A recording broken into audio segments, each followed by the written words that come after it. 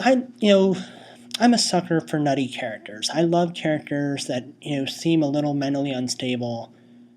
I loved the character Tyler. I know he's a guest star, to make a reference to Melrose Place. To me, he's kind of like the Kimberly of the show. And I hope to God he comes back. I mean, if I remember correctly, I remember the producers of Melrose Place, saying that originally, it doesn't sound like they were entirely sure they were going to bring Kimberly back when she supposedly died in that car accident that she was in with Michael when he was slightly intoxicated or whatever. But they brought her back, and that's when she went nuts and, developed multiple personalities, blew up the complex. If you're a fan of Melrose Place, you know what I'm talking about. She did some crazy stuff.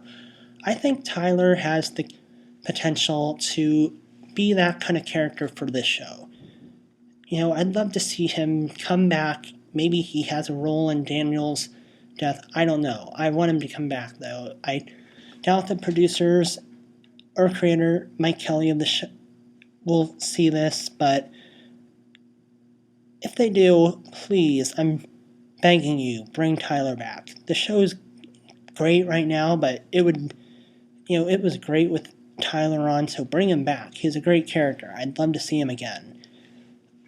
And, I'm wondering, where he's at. I think he got carted off to jail, but, he's acting crazy. And they did establish that he was, on medication for some sort of mental chemical imbalance, so maybe they could just plead insanity, and so he didn't have to go to prison for years or whatever.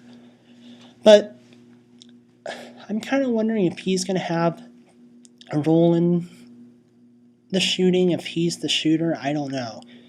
They'd have to explain, somehow where he's going, and then, a lot of stuff, toward the end of this episode really did this episode ended with a few kind of sketchy cliffhangers. I'm wondering if maybe Tyler kidnapped the real Emily Thorne, Amanda, and that's why Jack couldn't find her toward the end of the episode, and Tyler will be brought back that way. Who knows?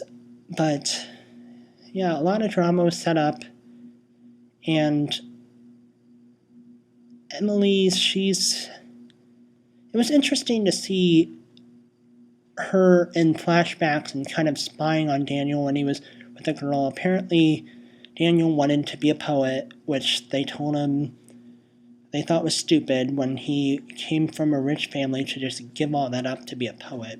Frankly, I kind of can see where they're coming from. I find it very hard to come up with good ideas for poems that people don't write. Holy cliche Batman, which is something people have said about my poems, but I digress. I've always considered myself lucky if I can come up with one good idea for a poem in an entire year, let alone two, so I don't know how Daniel could imagine making a career out of being a poet, but that's apparently what he wanted to be, and apparently Emily, before she came to get revenge, was spying on him, and they had a run-in with her, and, she told her, she basically said she told him she thought that was a bad idea, and I love how they tied into it, when they were taking the photo shoot for their engagement party,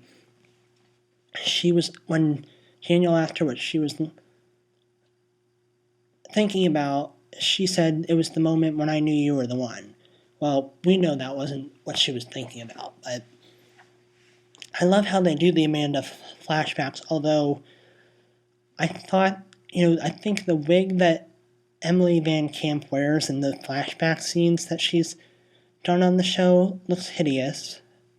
Not as hideous as the bruises and the scars that Jack has on his face in this episode. I mean, I know he's supposed to have makeup on his face to make him look beat up after being attacked in his own home, but some of the makeup on his face in this episode looked like a baby had spit up on his face and nobody bothered to, wipe it off, that it was just kind of caked onto his face. It looked gross.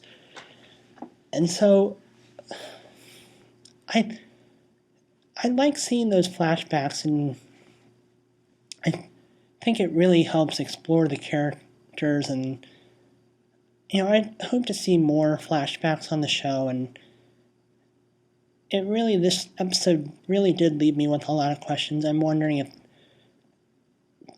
Conrad's dad's going to be, somehow involved with the murder of Daniel. I don't know. I wonder if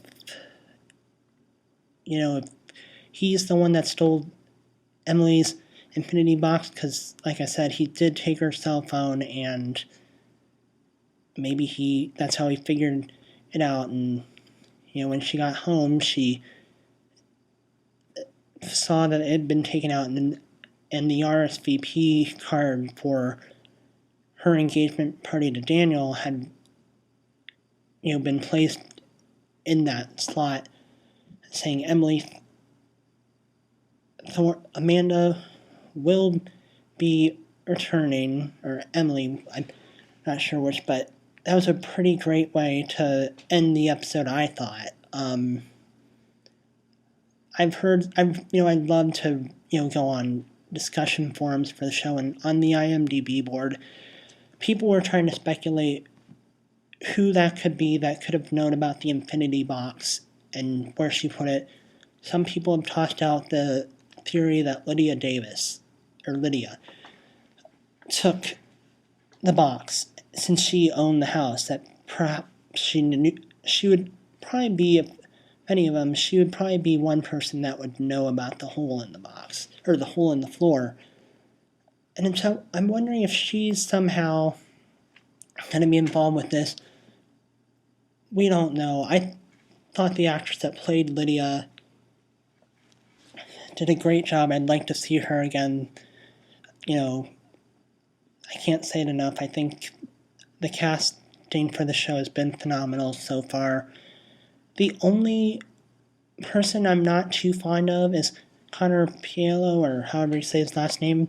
I've been a fan of Gossip Girls. I still, to this day, haven't been able to figure out how you pronounce his last name. So, Paulo, I apologize if, I'm butchering it if he's watching it, but I don't know what the deal is, but his voice, it's always kind of been very distinct to me. It sounds like he's always got a sore throat to me. It seems very strange.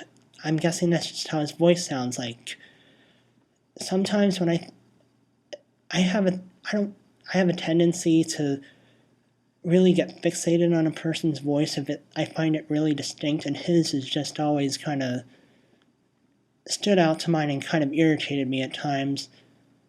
And I guess, like, if there's one character, I think, while I do get annoyed with Connor Piello as an actor, I don't think he's the best actor in the world, but he's not the worst. That I would say is on TV right now. Personally, I think that would be Shanae Grimes, but she has improved on 90210.